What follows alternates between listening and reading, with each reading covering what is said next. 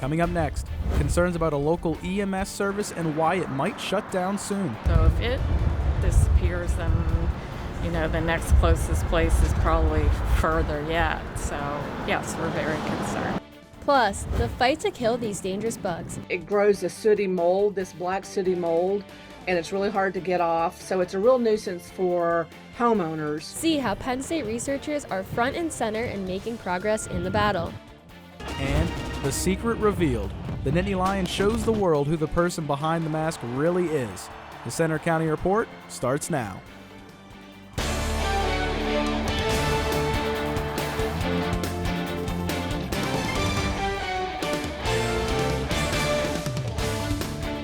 Good afternoon. I'm Evan Papalis. And I'm Juliana Foliano. Thanks for joining us for the Center County Report.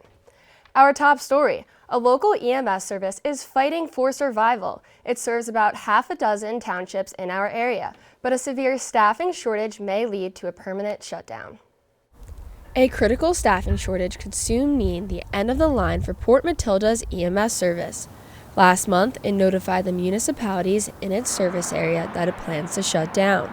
The EMS covers not just Port Matilda Borough, but also Half Moon, Houston, Taylor, Worth, and part of western Ferguson townships. After notifying residents of the decision on the EMS Facebook page, the agency now says it's holding off and is meeting with officials about possible options to stay open. The EMS team declined to talk with us on camera about the challenges they face. They say they'll share more information with the public when they have an update. Some Port Matilda residents voiced their concerns about a possible shutdown throughout the EMS's Facebook page. Molly McCaffrey has lived here for about a year and told us she's worried about her safety. We're very concerned. We bought a membership, and we live in the Stormstown area, so Port Matilda is still, pretty far away for an ambulance to arrive. So if it disappears, then the next closest place is probably further yet. McCaffrey, along with others, hope a solution will be found. Yeah, obviously they should be investigating other options, but for financial reasons, it seems like they don't have any. So if there's funds anywhere to be acquired, I think, it should be explored. The upcoming departure of 2 employees at the end of the year would leave the agency with only 2 part-time staff members and 1 volunteer. It's a problem similar agencies are also facing across the state. This is not the first time the Port Matilda EMS has been in a critical situation, and there is hope that it will pull through once again. We have an update on the wall collapse that closed a stretch of road in Bellefonte. 2 lanes of Water Street are now reopened after PennDOT made temporary repairs to the road. The section of wall collapsed last month between High and Mill Streets. The road is expected to stay open until a permanent fix can be made next spring. State College police hope you can help them find the suspect who stole from a local charity. They're investigating the theft of donated items from the Goodwill store on Benner Pike in College Township. Police say the person in this photo removed items from the donation area on Monday just before 9 a.m. The suspect drove away in an older model Saturn. Contact the police if you know who it might be. A GoFundMe campaign for an Amish family that lost 4 members in farming accidents this year has passed its $20,000 goal. The money has been raised for the Potter Township family after a silo accident at their farm, where the father and 2 sons suffocated. That happened 6 months after another son died in another farming accident. The U.S. Supreme Court has pushed back a decision on whether to grant President Joe Biden's student loan forgiveness plan. But the court says it will hear full oral arguments in February, with a decision shortly after that. The Biden administration plan would eliminate up to $20,000 of debt for eligible borrowers, but has been on hold since October. The program was blocked by court battles, and it's estimated to impact more than 40 million borrowers and would cost roughly $400 billion. Penn State researchers are among those trying to help stop the spread of the spotted lanternfly, which poses a major threat to Pennsylvania's agriculture and economy. Simone Skinner reports. They first showed up in Berks County 8 years ago. Colorful but dangerous bugs. Since then, the spotted lanternfly, a native to Asia, has spread to 45 Pennsylvania counties and other mid-Atlantic states. I remember when they started showing up in Philadelphia. I would say I heard about it throughout the pandemic when they started coming and investing in Philadelphia. And when I Googled it, it said to kill them, like to step on them, because they do affect like plants, crops, and trees overall, and they're not good for our environment and are also like agriculture in Philadelphia County. These bad bugs pose a serious risk to the state's agricultural industry, including grapes, tree fruit, nursery plants, and hardwood lumber, along with parks and backyards. When the spotted lanternfly feeds, they excrete something called honeydew, and it gets all over everything. Other insects will feed on that. It attracts, yellow jackets, other kind of pests that we don't want around our home. The cost to Pennsylvania's economy is estimated at more than $300 million annually. So with these flies damaging crops and plants, there is question and concern as to whether there is a new development or solution that can control or stop this species. One answer may be the Blue Marsh Lake Project. Researchers from Penn State and other agencies have been doing studies at the Berks County Lake to find ways to kill lanternflies and stop their spread. One of the top areas of focus is a natural fungus pesticide. Done subsequent studies and follow-up with variations of both the fungus, the Bavaria bassiana that kills them, as well as using some more conventional insecticides for use by comparison. The bacteria grows spores on the body of the lanternflies, weakening them for days and eventually killing them. Researchers say it's a steady but slow progress, and they need help from everyone. Everybody can do their part to report it if it's in a new area where it hasn't been seen before, and stay informed. Don't make the problem worse by incorrectly using pesticides. In State College, I'm Simone Skinner for the Center County Report. Central PA counties under quarantine for lanternflies include Center, Blair, Cambria, Cameron, Huntington, and Bedford. Penn State's Palmer Art Museum will soon begin its move to a new home on campus. The new museum is under construction at the Arboretum, and it'll open to the public in 2024 and will house over 10,000 works.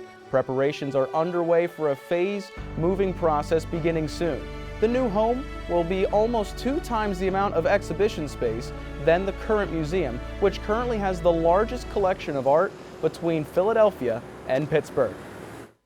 Have you ever wanted to bring home a piece of Penn State history?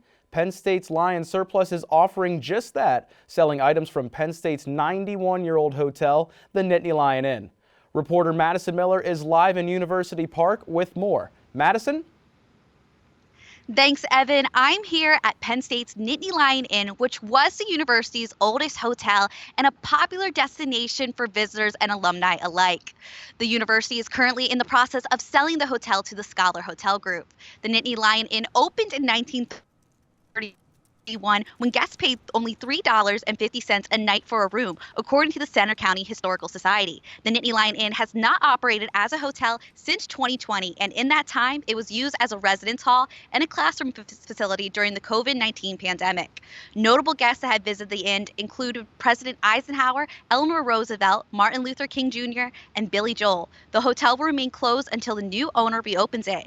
If you want to bring home a piece of Penn State history from the inn, Lion Surplus is offering just that next week, as they are selling furniture and decor every day starting at 9 a.m. to 4:30 p.m. All sales are final. Reporting in University Park, I'm Madison Miller for the Center County Report.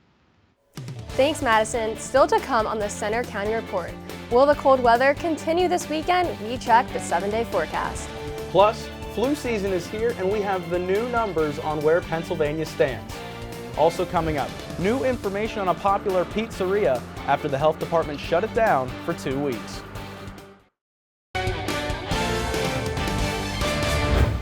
The flu and other sicknesses are ramping up this week across the country. The latest CDC flu map shows much of the South, Midwest, and West at high levels. Pennsylvania is still in the moderate category right now. PA has seen almost 49,000 confirmed flu cases this season, with almost 600 in Center County. But Center County continues to stay in the low transmission category for COVID this week. Right now at Mount Nittany Medical Center, there are 11 COVID inpatients ranging from 20 to 89, but none of them are in the ICU. A popular pizza place in State College is back open after a health inspection-related shutdown. Canyon Pizza reopened this week after a 2-week closure. An inspection report alleged 13 health violations. In a Facebook post, Canyon announced it's reopening and said it's made some renovations, including a new sink, clean pizza ovens, a new pizza toppings table, and a redone walk-in cooler.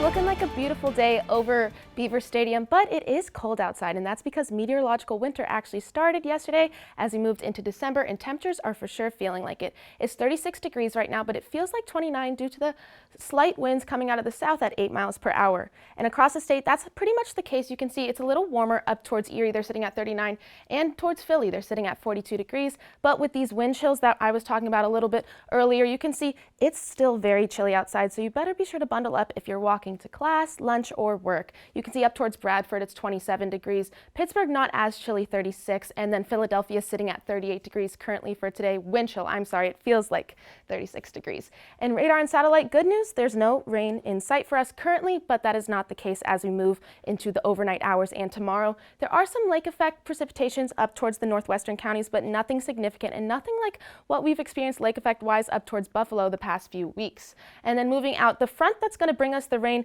is very disorganized out towards our west. You can't even really see it on this map right now, but don't you worry, it is coming. This is the future cast. This is right now. You can see as we move into tomorrow, and starting at the overnight hours and into tomorrow, you can see that is widespread rain sitting across the Commonwealth, and so it's going to be a soaker tomorrow. But good news is it's not going to be as cold as it should be. It's going to be above average temperature-wise, but if the rain wasn't there, it would have been nice. And then moving through Saturday night, it clears out, and then there's a chance for some lake effect precipitation up towards the northern part of the state. And then Monday, we should be clear. There's some cloud cover in our area, but no precipitation in the forecast. And we have to talk about the World Cup big game tomorrow. USA plays the Netherlands out in Qatar, and their weather is much warmer than what we're experiencing right now. They're sitting at around 80 degrees before the game starts and sunny skies. And then clouds will stay out of the way. Temperatures still remain in the upper 70s as we move through the game. So I know I would much rather be experiencing the weather they're dealing with in Qatar, and I just hope USA comes out with a win. So today, your forecast, we're going to be sitting at 42 degrees, so about average temperature-wise, and then clouds will build as we move through the day before the rain chances return overnight hours, and then again for tomorrow, 35 degrees as your low temperature tonight. And then tomorrow, like I said, 52 degrees, which is almost 10 degrees above average for us this time of year, and it is going to be rainy. In your 7-day forecast, there's something for everyone in there. There's some higher temperatures, some rain, but no snow in the forecast. All I'm glad about is that there is no rain for a home game tomorrow. I mean, yeah, I would love to watch Penn State one more time, but at least it's not going to rain. Or, sorry, it is going to rain. Well, I'm glad it's going to be warmer, but rain? The rain always knows how to put a wrinkle in some people's plans, but you can't put a damper on sports. Dale, what do you have for us? Thanks, guys. Coming up in sports, Ohio State comes to town as Penn State hockey looks to stay in the national top 10 in the rankings. Plus, the State College Little Lions are looking to head to the state championship game. We look ahead to their semifinal matchup tomorrow.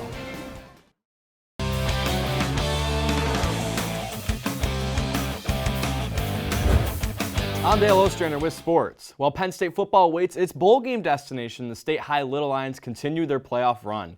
They take on Harrisburg in Altoona tomorrow. Logan Barandis has our preview. For the first time since 2009, the State High Little Lions are in the District 6 semifinals. This comes following their 28-7 win over North Allegheny on Friday, which is just the second time since the PIAA playoffs started in 1998 that the Little Lions defeated the WPIAL champions. Now the Little Lions' opponent for their semifinal match will be the 10-2 Harrisburg Cougars.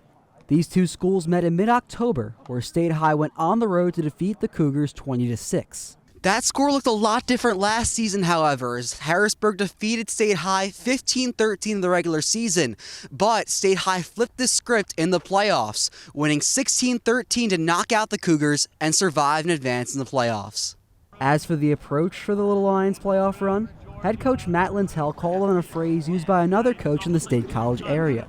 I'm so proud of these guys. They've been able to live in the moment and just, that want-to-know mentality and just stayed really focused and in the present. While a high-powered offense helped get the Little Lions to this point, the defense stepped up when it mattered most last week with 4 interceptions.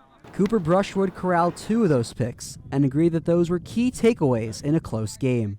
I mean, those are important interceptions no matter what, whether it's Will or Ty, we had 4 interceptions all game, so those are obviously big takeaways, and just get the ball back to the offense in what was a tight game, and we ended up closing it out.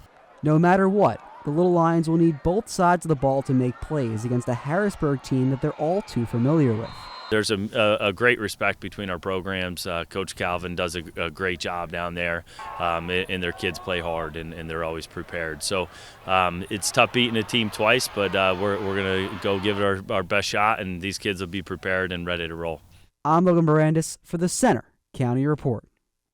The Little Lions are looking to capture their first state championship since 1975.